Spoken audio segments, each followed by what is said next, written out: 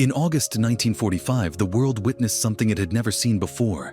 Cities incinerated in an instant, not by firebombs, but by a weapon that split atoms and reality itself. Hiroshima, then Nagasaki. But what if I told you those weren't the original targets? What if the first city meant to vanish in a nuclear flash wasn't Japanese at all, but European? And what if a common virus, a simple case of the flu, played a role in altering the trajectory of history itself, steering the most destructive weapon ever created away from the heart of Europe? This is not an alternate history. This is what almost happened. To understand how close Berlin came to becoming ground zero of the atomic age, we have to rewind to the final stretch of World War II, when Allied leaders were already envisioning a post-Nazi world, but hadn't yet figured out how to end the war with Japan, or what to do with the terrifying new power they were developing in the deserts of New Mexico. The Manhattan Project was approaching its climax. Engineers and physicists worked day and night to finish assembling what they called the gadget, a device that could erase a city in a blink. But the question looming larger than the physics was, where would it be used? Enter the Target Committee, a small group of military strategists and scientists formed in the spring of 1945 to decide which cities would be placed on this terrible short list. Their criteria? The target had to be of military value, have not been heavily bombed already, and be large enough to display the bomb's destructive power to full psychological effect. Several Japanese cities made the list: Hiroshima, Kokura, Niigata, Nagasaki. But they weren't alone. For a brief but very real moment, Berlin was discussed too. Here's where the story takes a sharp turn. You see, by April 1945, Berlin was already in ruins. Conventional bombing raids and the relentless Soviet advance had turned the German capital into rubble. Strategically, the war in Europe was effectively over. Germany had surrendered in May. And yet, in a series of meetings among the Manhattan Project's leadership, Berlin was still a topic. Not as a live target, but as a symbolic one. There were those in Washington who believed the bomb should have been used earlier, on Germany. And there were others who wondered if, even post-surrender, demonstrating the bomb's power in the heart of former Nazi territory might send a more potent message to Stalin than to Japan. Now meet James Byrnes, U.S. Secretary of State and one of President Truman's closest advisors. Byrnes believed that the real function of the bomb went beyond Japan. In his mind, dropping the bomb could reshape post-war diplomacy and put America in a dominant position at the coming Potsdam Conference. And that's where it gets even stranger. Because on the very week when the Target Committee was finalizing the list, debating whether to limit their scope to Japan or think globally, Byrnes missed a key meeting. He had fallen ill. A mild flu, nothing more. But his absence, brief as it was, shifted the tone of the discussion. Without Byrnes pressing his broader geopolitical vision, the committee leaned away from symbolic European targets and doubled down on tactical Japanese ones. Think about it. One man, sidelined by a fever, didn't get to make his argument in person. And in the absence of that pressure, Berlin faded as a theoretical target, slipping into history as a what-if. The momentum shifted decisively toward demonstrating the bomb not to Stalin, but to the Japanese military command and to the world, through overwhelming, immediate, and irrevocable destruction. The kind of destruction only an untouched Japanese city could showcase. But to truly grasp how Berlin ended up even briefly in the crosshairs of the atomic age, we need to rewind even further, to a moment when the bomb was still a theory on chalkboards and the war was raging on two brutal fronts. In late 1944, as Allied troops pushed into Western Europe and the Soviets advanced from the east, American strategists were already anticipating a grinding, bloody assault on Berlin. The city was expected to be the Nazi regime's final fortress, defended street by street, building by building. Just months earlier, the Battle of Stalingrad had demonstrated how urban warfare could devour armies. The cost of taking Berlin, it was believed, might rival or exceed even that nightmare. That's when someone in the upper ranks floated a terrifying shortcut.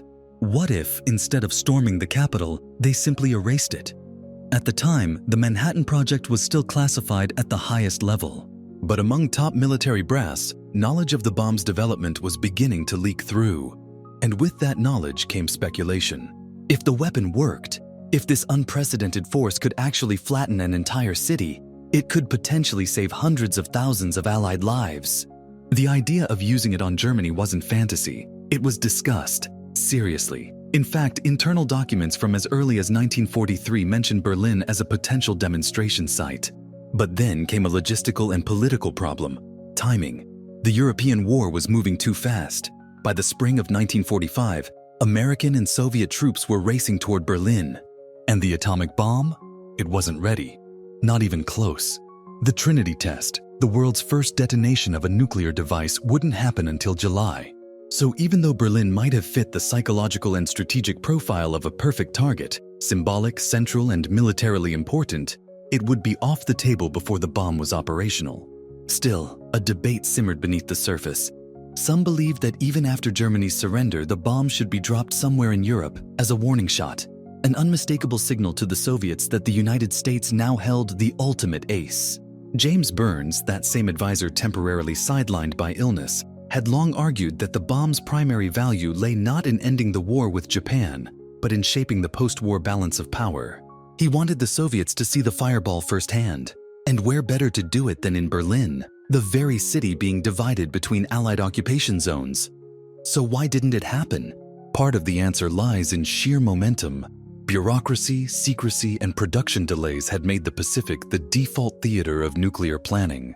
All the testing, all the targeting logistics, all the psychological operations had already been tailored to Japan.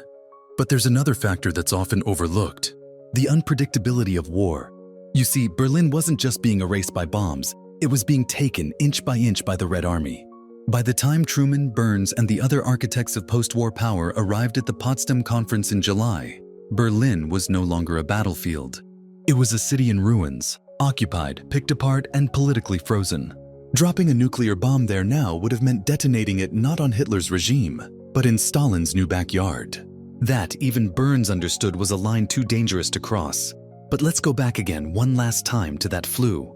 Byrnes's temporary illness happened during a narrow window, mid-May 1945, when the final direction of atomic targeting was still being decided.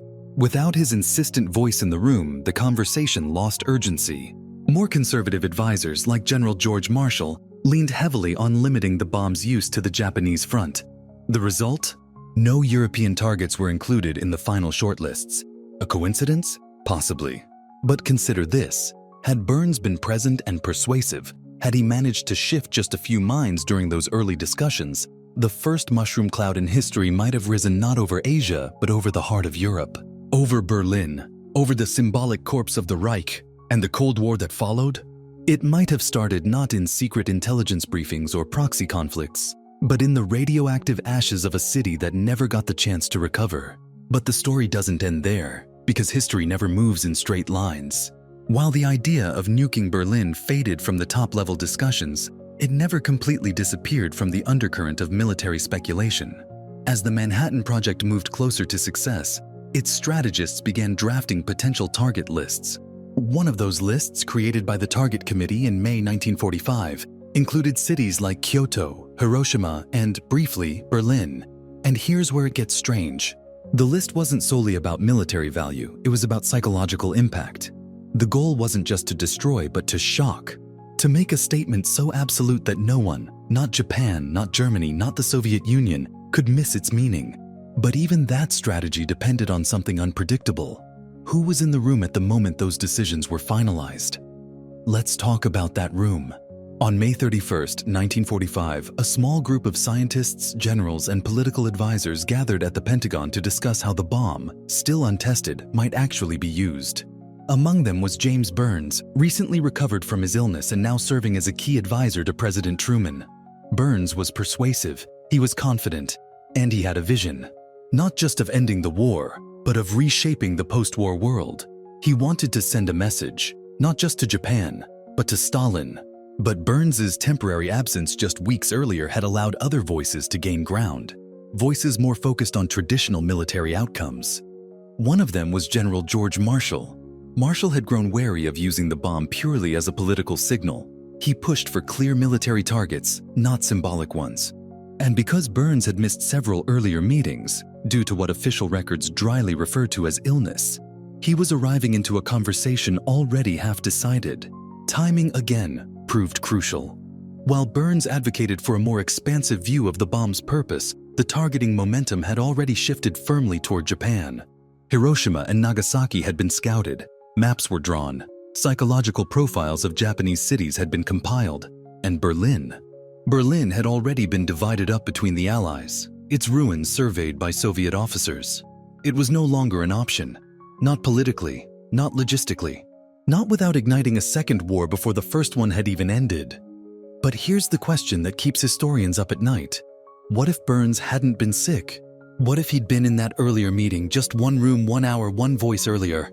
What if he'd been able to sway the room, to shift the framing of the bomb's purpose before the first rail line to Hiroshima had even been sketched? Would Berlin have remained just a city of rubble? Or would it have become the first city erased by a weapon no one fully understood? And what if that blast had landed not in Asia, but in the European heartland, within a few miles of Soviet occupation forces? Would Stalin have accepted it as a signal or seen it as a threat? Would the Cold War have begun not with spies and proxy wars, but with immediate retaliation? Would Germany have been split not by an iron curtain, but by a radioactive crater? These aren't just alternate timelines. They're paths history almost took, and all because a single advisor caught the flu. But what truly sealed Berlin's fate wasn't just timing or personalities, it was logistics. By the summer of 1945, Berlin had already been captured. The Red Army was entrenched in the eastern part of the city, while the Americans, British, and French occupied the west. The war in Europe was effectively over. And here's where a rarely discussed military reality comes into play. The bomb, powerful as it was, required not just a target, but a target that hadn't already been bombed to oblivion. The ideal detonation site had to demonstrate the bomb's unprecedented destructive power, not just flatten a city, but vaporize it in one massive cinematic blow. Berlin, ironically, was too ruined to qualify. Most of its infrastructure had already been reduced to rubble by years of Allied bombing. Any additional destruction wouldn't have the same shock value. Truman's advisors realized that to make the world understand the scale of this new weapon, they needed an intact city, a clean slate with military value and civilian density. And Berlin was no longer that. In fact, maps of the city at the time show vast swaths of smoking debris, cratered streets, and collapsed buildings. What was left to vaporize? Meanwhile, Japan still had major cities that had been largely spared. Hiroshima, Nagasaki, and Kokura were dense, functioning urban centers with clear industrial targets. They were also psychologically distant, geographically isolated, and crucially, still defiant. Japan hadn't surrendered, and every day of delay meant more American lives lost in the Pacific. But let's rewind one more time to James Byrnes, the man who could have turned the discussion back toward Europe, had he been fully present during the most pivotal meetings. Byrnes wasn't just a policy wonk. He was a master manipulator of public perception. He believed that the bomb was more than a weapon. It was a message, one to be delivered with theatrical precision. And Berlin, the former Nazi capital, had undeniable symbolic weight. But illness kept him from shaping that narrative when it mattered most. And by the time he returned, the script had been written. The actors were already cast. The stage was set, and it was in the Pacific. Still, the idea of bombing Berlin wasn't buried. It lingered on the edges of classified memos and contingency plans. In one chilling note, military planners even explored what would happen if the Soviets broke trust immediately after Germany's surrender. A demonstration of force might be needed, they wrote, perhaps on German soil. But again, timing intervened. Germany collapsed too quickly. The Soviets moved too fast. And the moment for making Berlin a nuclear test case passed, quietly and almost accidentally. And so the bomb that would change history forever didn't fall on the Reichstag. It didn't vaporize the Brandenburg Gate or flatten the remains of Hitler's bunker. It detonated half a world away in Japan. But it very nearly didn't. Because in a different timeline, a different voice in a different meeting might have argued a little longer, a little louder. And if that voice hadn't been silenced, for just a few weeks, by something as mundane as a respiratory virus, we might live in a world where the first mushroom cloud rose not over Asia, but over Europe.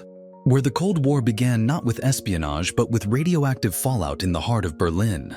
History often hinges not on thunderclaps, but on coughs. On quiet, overlooked moments that ripple outward like invisible shockwaves. James Byrnes didn't set out to change the target of the atomic bomb. He didn't issue a dramatic order or tear up secret plans. He simply got sick, missed meetings, let conversations unfold without him. And in that absence, an entirely different path crystallized. A path that would lead not to Berlin, but to Hiroshima. It's tempting to see events like the atomic bombings as the products of grand strategy or cold logic. And in many ways they were. But history is also human. It's messy. And sometimes it's allergic to neat narratives. A high-ranking advisor bedridden for a few weeks seems trivial until you trace the consequences outward. Until you realize that his absence helped tilt the weight of the world's most powerful weapon toward a different continent. And here's the real twist. That flu didn't just alter one war, it reshaped the post-war order. Had Berlin been bombed, the symbolism alone might have sparked an entirely different Cold War dynamic. Imagine the first nuclear weapon falling not on an Asian power, but on the future capital of Soviet-controlled East Germany. Would Stalin have tolerated that insult? Would Europe have become the central battleground of atomic escalation? Would NATO have even formed the same way? We can only guess. But this much is certain. A virus shifted a voice. That voice shaped a vote. And that vote, quietly, almost imperceptibly, rewrote the end of World War II. It's a reminder that in the chain reaction of history, even the smallest particles matter. Even a microscopic virus can become the first domino. So the next time someone tells you history is shaped only by the strong, the brave, or the brilliant, remember James Byrnes wrapped in blankets coughing through missed opportunities. And remember Berlin, not bombed, not radioactive, not erased, but spared perhaps by nothing more than a simple case of the flu. If you want to keep uncovering the strange, forgotten triggers behind history's biggest events, subscribe to the Domino Effect, share this story, and hit the like button. Because sometimes to understand the future, we need to investigate the sneeze that changed the world.